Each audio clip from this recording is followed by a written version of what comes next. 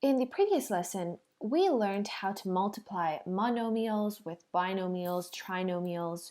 In other words, we learned how to expand this expression here in order to get this result.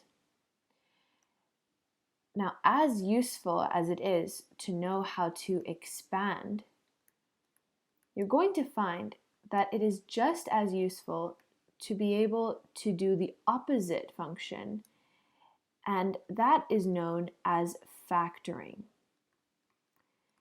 And in factoring, we're basically going to be doing the opposite of expanding. We're going to start with an expression like this, and we are going to convert it into a factored form in which we can take out common factors and create a more simplified version that looks like this. There are many different methods that you can use to factor a certain expression, and one of the simplest methods is to take out a common factor. Let's say you had an expression that looked like this: 2x squared plus 4x plus 8. If we wanted to factor this, we would need to find a common factor that is present in each of the terms that we can take out and then multiply by the rest of the expression. So let's look at this expression here. Is there any common factor that each of these coefficients is divisible by? Well, you might be able to notice that 2 is actually a common factor that is divisible by each of these coefficients here. So 2 divided by 2 is 1, 4 divided by 2 is 2, and 8 divided by 2 is 4. So if we were to take 2 out of the brackets here, in other words, if we were to factor out the 2, we could simplify our expression by taking out the 2 and then writing it down as x squared plus 2x plus 4. And what I basically just did here is took out the 2, and when taking out the 2, you can figure out what your coefficients are going to be by just dividing each of these by 2. So if you take out the 2 from here, 2 divided by 2 is 1, and that is why there is, well, you can write this simply as 1x squared, that's the same thing. 4 divided by 2 is 2, and that's why we have 2x here. 8 divided by 2 is 4, and that's why we have 4 here. And you can easily check to see if you've done things correctly by just multiplying this expression back out the same way we did in our previous video to see if you actually get this result again. So let's actually just try that to confirm that we factored out this expression correctly. So now if we were to expand this, again, you can see that expanding is just the opposite of factoring. So now if we were to expand this out, we would end up with 2x squared plus 2 times 2 is 4. And we have our x here, so that would be 4x. 2 times 4 is 8. And we're left with the same expression here. So whenever you're factoring, you can always double check to see if you factored correctly by expanding it out and seeing if you actually do end up with your original expression here. Let's go over another example where we can factor by using a common factor.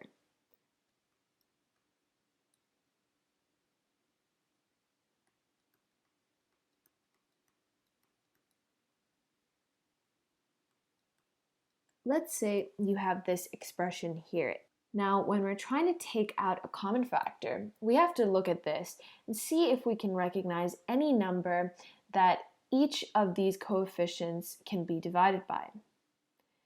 You might recognize that 4 can go into each of these coefficients. 8 divided by 4 is 2, 4 divided by 4 is 1, and 16 divided by 4 is 4.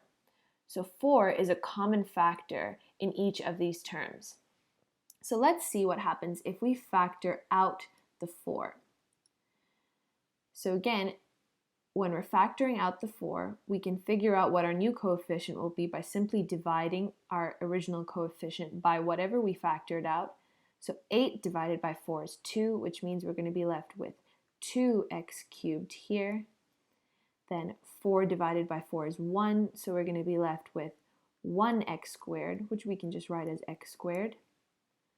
16 divided by 4 is 4, so we're going to be left with just 4x here.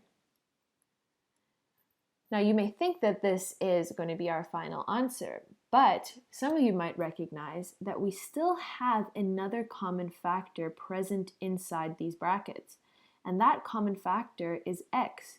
There's an x present in each of these terms that we can actually factor out to simplify this further. If we take out an x in addition to the 4, we're going to be left with 2x squared, because x cubed divided by x is x squared. And we took out only one x, so this will become x squared. X squared divided by x is equal to x. And our last term, 4x, when we're taking out only one x, that's going to leave us with 4. Now we can confirm that we actually did this whole thing right by expanding out all of our terms and making sure that we get our original expression. So let's try that out actually. 4x multiplied by 2x squared is going to be 8x cubed. 4x times x is going to give us 4x squared. And 4x multiplied by 4 is going to give us 16x. And that is exactly what we have here. So we know that we've done this correctly. So this is our factored form. Now let's go over one more example. X squared plus 5x plus 6. Now when you look at this, you might quickly realize that none of these terms has a common factor. There is no number that can be divided by both 1, 5, and 6 and give us a whole number. And we can't take out an x because this term here doesn't have an x. So there are no common factors in this expression here. Now, when we have an expression like this that we cannot identify a common factor in, there's a method that you can use to easily factor these kinds of expressions. So the trick that you're going to be able to use is that you need to be able to find a number or a set of numbers that multiply together to give you 6, but add together to give you 5. This might sound confusing now, but just go with me and you'll see it's going to start to make a lot of sense as you practice more and more. So let's see what our factors of 6 are. What two numbers multiplied together can give us 6? Well, we can have 1 and 6, because 1 times 6 is equal to 6. We have 2 and 3. 2 times 3 is equal to 6. And for 6, that's all we have, really. Those are the only options we have. Now, if we look at these pairs, are there any pairs that when added together are going to give us this middle number here, this 5? Let's look here. 2 plus 3 is equal to 5. So 2 and 3, when multiplied together, give us 6, and when added together, give us 5. So our trick is essentially that when we find a pair like this that can multiply to c, well, we can call this number c. Let's say we have a, which would be the coefficient of our first term, b, which is the coefficient of our second term, and c, which is the coefficient of our third term. So when we find our pair of numbers that multiply together to give you C, but add together to give you B, we can simply write down two brackets, write down X in both of our brackets, and write down our two numbers. And this is going to be if our leading coefficient is equal to 1. So let's see if we expand this out what we get. So x times x is x squared.